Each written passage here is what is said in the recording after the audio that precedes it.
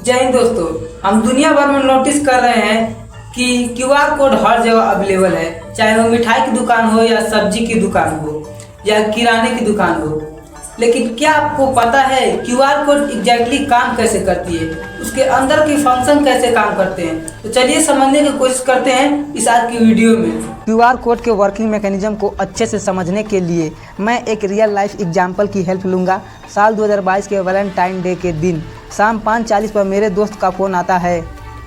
Call pick करते ही hi hello गई भाड़ में सीधा मेरे कानों में आवाज़ आई, भाई मेरी वाली बेवफा निकली यार।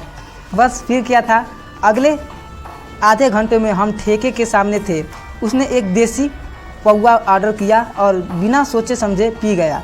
जिस हालात में वह था उस हिसाब से पेमेंट मुझे ही करना था। दुकानदार ने क्यूआर सामने कर दिया और मैं अपने मोबाइल में पेटीएम ऐप ओपन करके पेमेंट करने लगा। यहाँ सबसे बड़ा सवाल यह उठता है कि पेटीएम ऐप को कैसे पता चलेगा कि इस क्यूआर कोड पर अगर मैं पेमेंट करूं तो पैसा इस ठेके वाले के अकाउंट में ही जाएगा। और इस क्वेश्चन का आंसर इस क्यूआर के अंदर ही छुपा हुआ है। क्यूआर कोड के वर्किंग मैकेनिज्म समझने से पहले आपको क्यूआर कोड का स्ट्रक्चर समझना ही पड़ेगा। यह जो 3 स्क्वायर बॉक्स आप देख रहे हो उन्हें ही डिटेक्शन मार्कर बोला जाता है।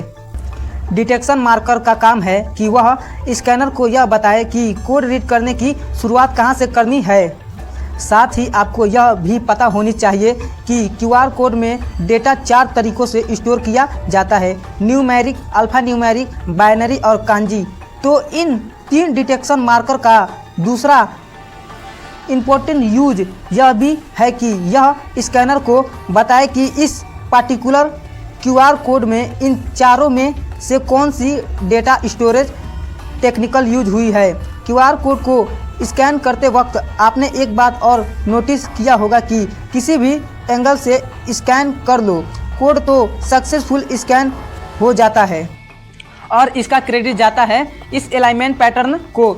यह अलाइनमेंट पैटर्न जो आप देख रहे हो यह एक से ज़्यादा भी हो सकता है और मेनली इसका काम है स्कैनर को ओरिएंटेशन का हेल्प कराना। यह जो डॉट आप देख रहे हो इसको टाइमिंग पैटर्न कहते हैं। ये डॉट इन 3 डिटेक्शन मार्कर से इसको एल शेप में कनेक्ट कर रहे हैं और इनका काम स्कैनर को बताना होता है कि डाटा कौन से रो और कौन से कॉलम में इंस्टॉल्ड है। डिटेक्शन आपके पास यह जो पार्ट है इनको फॉर्मेट इंफॉर्मेशन एरिया बोला जाता है। इनमें 2 टाइप के इंफॉर्मेशन स्टोर रहती है। पहली एरर करेक्शन की जिसमें क्यूआर कोड के इंफॉर्मेशन की कॉपी रहती है। सपोज करो कोई भी रैंडम नशे में धुत बेवड़ा इस क्यूआर कोड एक्स रीजन की वजह से इस तरह से डैमेज कर दे तो एरर करेक्शन की वजह से यहाँ से up to 30% damage QR code की मिसिंग इंफॉर्मेशन को स्कैनर एक्सेस कर सकता है। और दूसरा टाइप की इंफॉर्मेशन है मास्किंग पैटर्न से रिलेटेड डेटा इंक्रिप्शन यहीं पर होता है।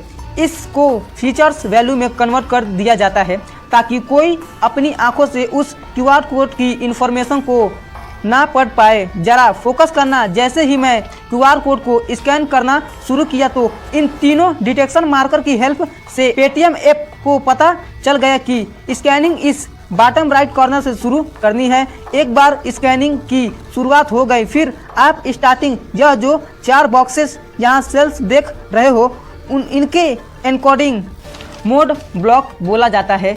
क्यूआर कोड में डेटा स्टोरेज के लिए यह 4 टाइप के कोडर यूज होते हैं, न्यूमेरिक, अल्फा न्यूमेरिक, बाइनरी और कांजी। और इसलिए एनकोडिंग मोड ब्लॉक का काम है स्कैनर को यह बताना कि इस पूरे क्यूआर कोड में कौन सी डेटा एनकोडिंग टेक्निक यूज की गई है। ये जो नेक्स्ट 8 सेल्स आप देख रहे हो यह स्कैनर को बताता है कि डेटा कौन से ब्लॉक तक स्टोर्ड है। यहाँ तक आपको एक बात तो समझ आ गई होगी कि स्टार्टिंग के 12 सेल्स डब्बे बहुत ज़रूरी हैं। इसके बाद ही रियल डेटा स्टोरेज शुरू होता है। क्यूआर कोड के अंदर डेटा जिग जैग पैटर्न में स्टोर होता है। जब मेरे मोबाइल में पेटीएम ऐप के स्कैनिंग को यह तो पता चल ही गया है कि इस क्यूआर कोड में कौन सा एनकोडर यूज किया गया है और डेटा कौन से सेल्स तक स्टोर है। तो फिर क्या बचा, अगले कुछ मिली सेकेंड में इस क्यूआर कोड का डेटा मेरे मोबाइल में आ गया। और मैं पेमेंट करके अपने दोस्त का सच्चा सहारा बन पाऊंगा। By the way, working mechanism के साथ आपको यह भी पता होनी चाहिए कि क्यूआर कोड बारकोड का ही एक अपडेट वर्जन है। बारकोड के मुकाबले क्यूआर कोड कई गुना ज़्यादा फास्ट और ज़्यादा 350 गुना ज़्यादा इंफॉर्मेशन स्टोर कर सकता है। लेकिन आपको यह जानकर हैरानी होगी कि क्यूआर कोड से भी लेस कॉम्प्लिकेटेड और ज़्यादा फास्ट है एक और टेक्निक जो कि स्नैप टैग के नाम से यूज की जा रही है।